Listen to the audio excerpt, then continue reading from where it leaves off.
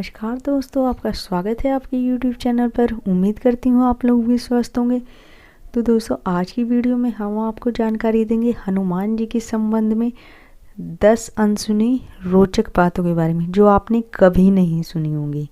तो चलिए दोस्तों, वीडियो शुरू करते हैं। दोस्तों, कलयुग में भवसागर को पार लगाने वाले दो ही है नाम, चाहे कृष्ण कहो या राम। रामदूत हनुमान जी इन दोनों के ही सेवक हैं। ये दो नहीं, असल में एक ही हैं। हनुमान जी को बलशालियों में सर्वश्रेष्ठ माना गया है। इस संपूर्ण ब्रह्मांड में उनके आराध्य और उनके आराध्य के भक्तों के सिवाय उन्हें कोई झुका नहीं सकता।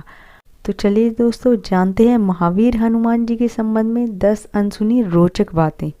नंबर 1, क्यों प्रमुख देव हैं हनुमान जी। श्री राम जी की आज्ञा से हनुमान जी एक कल्प तक इस धरती पर रहेंगे। एक कल्प में चारों युग के कई चक्र होते हैं। हनुमान जी 4 कारणों से सभी देवताओं में श्रेष्ठ हैं। पहला कारण यह है कि सभी देवताओं के पास अपनी अपनी शक्तियां हैं। जैसे विष्णु जी के पास लक्ष्मी, महेश जी के पास पार्वती और ब्रह्मा जी के पास सरस्वती। हनुमान जी के पास खुद की शक्ति है, वे खुद की शक्ति से संचालित होते हैं।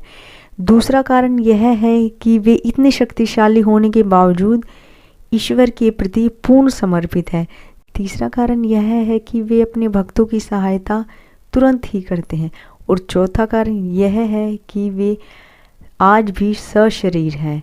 इस ब्रह्मांड में ईश्वर के बाद यदि कोई एक शक्ति है तो वह है हनुमान जी। महावीर विक्रम बजरंगी के समक्ष किसी भी प्रकार की मायावी शक्ति ठहर नहीं सकती। नंबर 2, भक्तों को दिए दर्शन। हर युग और हर समय उन्होंने श्री राम जी, श्री कृष्ण जी या अपने भक्तों को दर्शन दिए हैं। भीम और अर्जुन ने द्वापर युग में हनुमान जी के दर्शन किए थे। वहीं कलयुग में तुलसीदास जी, समर्थ रामदास, भक्त माधवदास, नीम करोली बाबा, राघवेंद्र स्वामी आदि कई लोगों ने उनके साक्षात दर्शन किए हैं। नंबर 3, गंधमादन पर्वत। कहते हैं कि हनुमान जी नेपाल तिब्बत सीमा पर स्थित गंधमादन पर्वत पर रहते हैं और वे वहां पर रहते हैं जहां पर रामायण का पाठ होता है। जगन्नाथपुरी की रक्षार्थ वे वहां पर विराजमान हैं।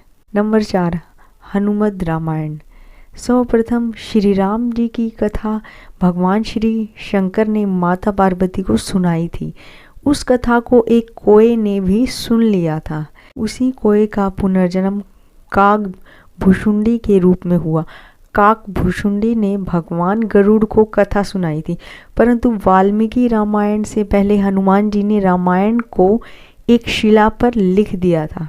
जी हाँ, बहुत से लोगों को इस बारे में जानकारी नहीं है कि वाल्मीकि रामायण से पहले हनुमान जी ने रामायण को लिख दिया था।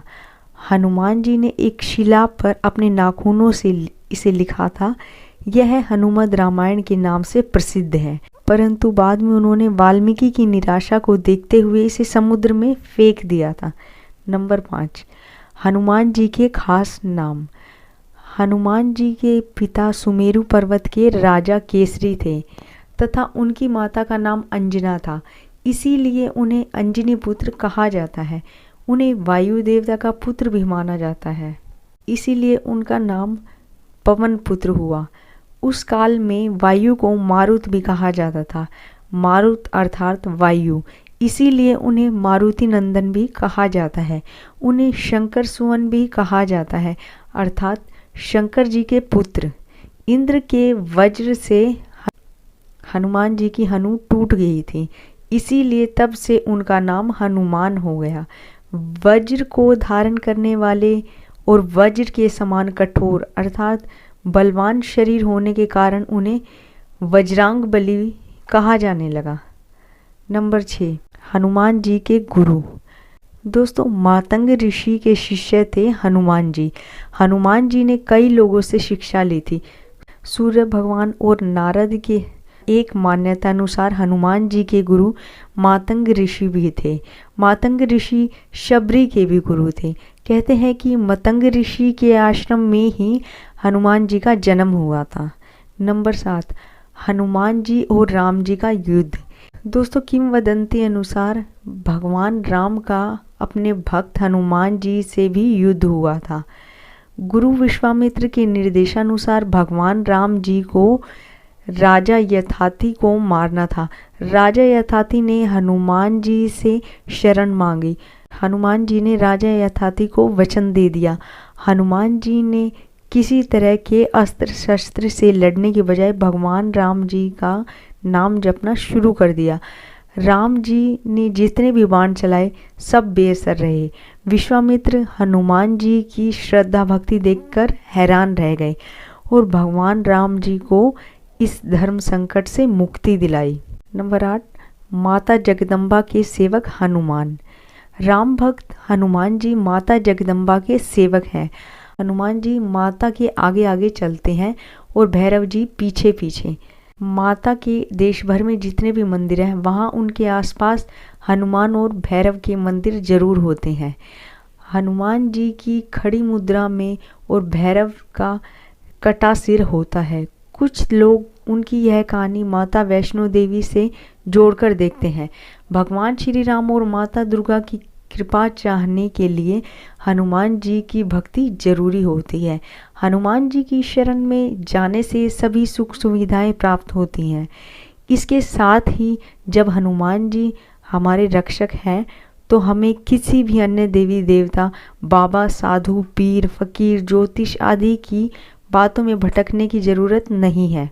धर्म की स्थापना और रक्षा का कार्य 4 देवों के हाथ में है, दुर्गा, भैरव, हनुमान और कृष्ण। नंबर 9, ब्रह्मास्त्र हैं हनुमान जी पर बेअसर। हनुमान जी के पास कई वरदानी शक्तियां थीं, लेकिन फिर भी वे बगैर वरदानी शक्तियों के भी शक्तिशाली थे। ब्रह्मदेव ने हनुमान जी को 3 वरदान दिए थे, जिनमें से उन पर ब्रह्मास्त्र बेअसर होना भी शामिल था, जो अशोक वाटिका में काम आया। नंबर 10, हनुमान जी को जब मिला मृत्युदंड। दोस्तों, ऐसी भी किंवदंती है कि भगवान राम जी जब राज सिंहासन पर विराजमान थे तब नारद ने हनुमान जी से विश्वामित्र को छोड़कर सभी साधुओं से मिलने के लिए कहा। हनुमान जी ने ऐसा ही किया। तब नारद मुनि विश्वामित्र के पास गए और उन्होंने उन्हें भड़काया। इसके बाद विश्वामित्र गुस्सा हो गए और उन्होंने इसे अपना अपमान समझा। भड़कते हुए वे श्री राम जी के पास गए। उन्होंने श्री राम जी से हनुमान जी को मृत्युदंड देने की सजा को कहा। श्री राम जी अपने गुरु विश्वामित्र की बात कभी टालते नहीं थे।